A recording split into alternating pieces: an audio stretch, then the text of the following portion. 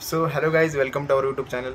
So आजचा video पूर्ण इन्फॉर्मेशनचा असणार आहे की यामध्ये तुम्हाला तुमचे CET सेलच्या पूर्ण डेट्स करणार आहे. कॅप राऊंड 1ची डेट काय, 2ची डेट काय व तुमचे कॉलेज अलॉटमेंटची डेट काय, हे सर्व डेट्स आज मी तुम्हाला या व्हिडिओमध्ये सांगणार आहे. जर तुम्ही आपल्या चॅनलवरती नवीन असाल तर चॅनलला सबस्क्राईब करून घ्या, जेणेकरून आपले जे काही नवीन व्हिडिओ आहेत ते तुमच्यापर्यंत पोहोचत राहतील. तर चला सुरू करूया.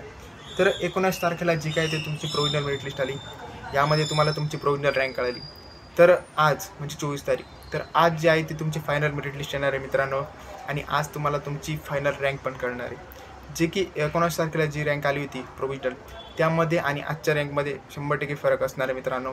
तुमची रँक वाढलेली पण असू शकते किंवा कमी पण झाली असू शकते. तर त्याचबरोबर 25 तारखेला जे काही सीट मॅट्रिक्स आहे ते सीट मॅट्रिक्स डिस्प्ले होणार आहे. यामध्ये कोणत्या कॉलेजला कॅटेगरी वाईज किती सीट्स आहे हे सर्व इन्फॉर्मेशन यामध्ये दिलेले असणार आहे.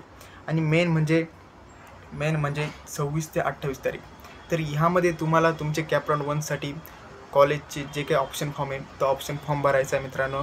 जर तुम्ही आत्तापर्यंत कॉलेज लिस्ट बनवली नसेल तर लवकरात लवकर कॉलेज लिस्ट बनवून घ्या, किंवा त्यामध्ये काही हेल्प लागत असेल तर खाली दिलेल्या व्हॉट्सअप नंबरवरती मला मेसेज करा. नक्कीच मी तुम्हाला यामध्ये मदत करेल. आणि हे सर्व झाल्यानंतर 31 तारखेला तुमचा कॅप राऊंड 1 लागणार आहे मित्रांनो. म्हणजे 31 तारखेला तुम्हाला तुमचं कॉलेज मिळणार आहे. तर ह्यामध्ये 2 ऑप्शन्स असणार आहे मित्रांनो आपल्यासमोर, एक तर फ्रीज आणि फ्लोट. तर या 2 ऑप्शन मी तुम्हाला एक्सप्लेन करतो. जर तुम्ही फ्रीज केलं तर फ्रीज केल्यानंतर तुम्हाला त्या कॉलेजला जाऊन तुमचं ॲडमिशन कन्फर्म करायला लागणार आहे मित्रांनो. आणि जर फ्लोट केलं तर फ्लोट केल्यानंतर तुम्हाला सेकंड कॅपसाठी एलिजिबल होता येणार आहे मित्रांनो. आणि जर तुम्ही कॉलेज फ्रीज केलं तर तुम्हाला त्या कॉलेजला जाऊन तुमचं ॲडमिशन कन्फर्म करायला लागणार आहे 1 ते 3 तारखेपर्यंत. आणि प्रत्येक कॉलेजची जे काय फीज ॲक्सेप्टन्सची ते वेगवेगळं असतं.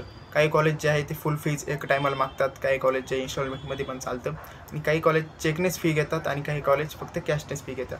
तर तुमच्या कॉलेजविषयी हे सर्व इन्फॉर्मेशन चेक करून जा, जेणेकरून तुम्हाला तिथे गेल्यानंतर काही अडचण नाही येणार. तर पुढं जाऊया कॅप राऊंड 2साठी. तर कॅप राऊंड 2साठी जे आहे ते 4 तारखेपासून कॅप राऊंड 2 चालू होणार आहे. यामध्ये 5 ते 7 तारखेपर्यंत आपण तुमचा कॅप राऊंड 2साठीचा ऑप्शन फॉर्म भरणार आहे. आणि 11 तारखेला कॅप राऊंड 2 डिस्प्ले होणार आहे.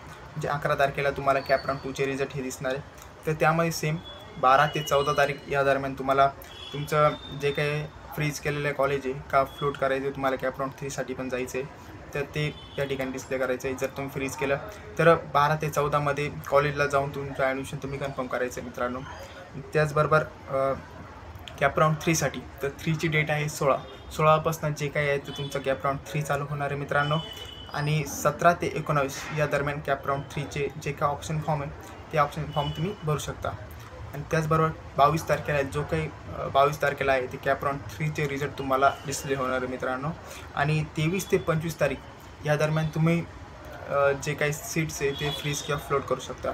आणि शेवटचा लास्ट कॅप राऊंड असणार आहे मित्रांनो कॅप 4, तो स्टार्ट होणार आहे 26 तारखेपासून. आणि त्यासाठी तुमची जी काही कॉलेज लिस्ट आहे ती तुम्ही 28 ते 30 या तारखेपर्यंत भरू शकता. आणि 1 तारखेला कॅप राऊंड 4 पूर्णपणे डिस्प्ले होऊन जाणार आहे मित्रांनो.